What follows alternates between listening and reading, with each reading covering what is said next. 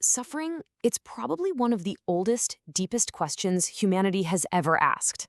It's something we all experience, right? No matter who you are, where you're from. And for literally thousands of years, we've been wrestling with a really tough version of this question. And that's exactly what we're going to dive into today. I mean, come on, who hasn't asked this? Or at least thought it, right? You see some awful injustice, a real tragedy, or just senseless pain, and this question just screams out from inside you.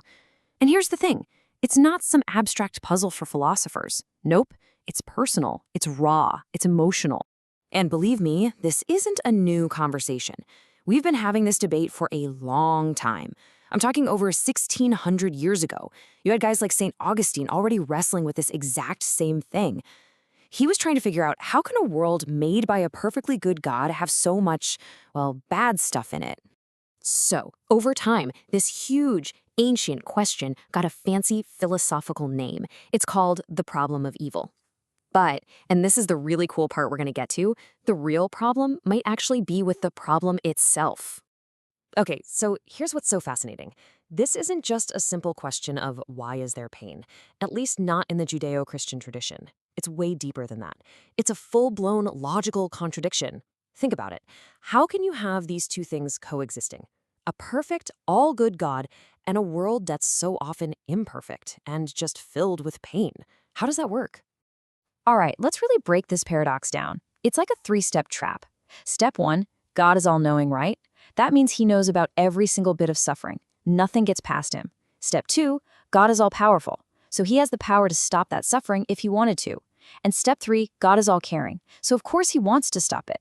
I mean, each of those points seems pretty solid on its own, doesn't it? But when you put them all together, you hit a brick wall. Because if a God is all-knowing, all-powerful, and all-good, well, suffering shouldn't even be a thing. And yet, here we are. It's everywhere. So, what gives? So for hundreds and hundreds of years, the go-to answer for this whole paradox wasn't about fixing things here and now, not at all. Instead, it was all about a promise that justice would eventually be served just, in the afterlife. The big idea behind this is a word called commensuration. And it's a really powerful idea when you think about it. It's basically the belief that when all is said and done, the scales of justice will be perfectly balanced. Every good thing you do gets rewarded, and every bad thing gets punished. Everything evens out in the end. And this, of course, is where heaven and hell come into the picture. They become the ultimate solution, right? A faith-based one, for sure, but a solution nonetheless. The thinking goes like this. All the injustice we see down here on Earth, that's just temporary. Don't worry about it too much, because there's a final divine judgment day coming, and that's when everything gets sorted out for good. But here's the thing. While that idea can be super comforting, a lot of philosophers started to poke holes in it. They argued that it doesn't really solve the problem, does it? It just kind of kicks the can down the road. It might make you feel better, like a balm on a wound, but it's not actually a cure for what's wrong with the world. So let's really dig into that critique. I mean, think about it. Is an eternity of happiness really fair compensation for a child whose life is tragically cut short? And telling a grieving parent it's God's will, yeah, that might bring some comfort, but does it explain anything? The big critique is that this whole system reduces God's justice to a simple game of tit for tat. And that just feels, well, a little too small time for the creator of the entire universe, doesn't it? Okay, so fast forward to the 20th century, and a totally different kind of answer starts to pop up. This was a radical shift. It basically rejected the whole question to begin with. The new idea was, hey, maybe we should stop looking for some grand, divine explanation and just, face reality for what it is. This idea is perfectly captured in a powerful line from the writer Albert Camus. He said, we have to learn to live without appeal. Live without appeal? What does he even mean by that? Well, it means we have to stop begging a higher power for answers.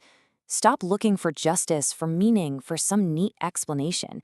It means we have to stop demanding that the universe owes us an explanation that makes sense. Camus had a name for this whole confrontation, the absurd. It's that jarring moment when you realize that our very human need for things to make sense is met with just a silent, indifferent universe. It's like shouting into the void and only getting silence back.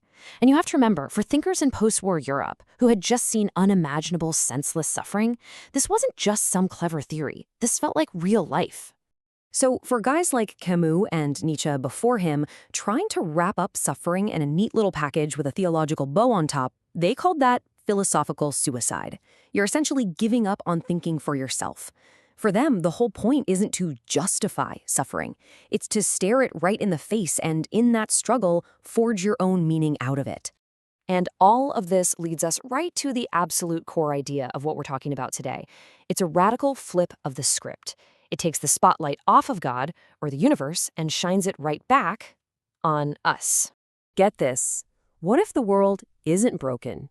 What if our expectations of the world are broken? What if this whole problem of evil is a problem we invented ourselves? This quote just nails it. The philosopher Bernard Williams cuts right through all the noise. He says, look, there is a problem of evil only for those who expect the world to be good. Think about that. The whole paradox, the whole contradiction, it only works if your starting point is that the world should be fair, that it ought to be just. But what if that's just a totally wrong assumption to begin with? So let's put these two views side by side. The standard way of thinking is the world is supposed to be good, so suffering is a bug in the system that needs to be explained. But this new perspective says, hold on, the world is just contingent. That's a key word. It means there's no grand plan for fairness. Stuff just happens. Good luck, bad luck, it's all part of the same random deal. So from this angle, the problem of evil isn't some deep cosmic mystery. It's actually a reflection of our own, as the source material puts it, unwarranted sense of entitlement. It's like we feel we deserve a good life, and we get angry when the universe doesn't give it to us. So where does that leave us? It leaves us with a really big final thought. If we stop demanding the universe explain itself, if we just accept that suffering is an inevitable part of a messy, random world, then what? What does that mean for us? What's our job, not in explaining suffering, but in facing it, in ourselves and for each other?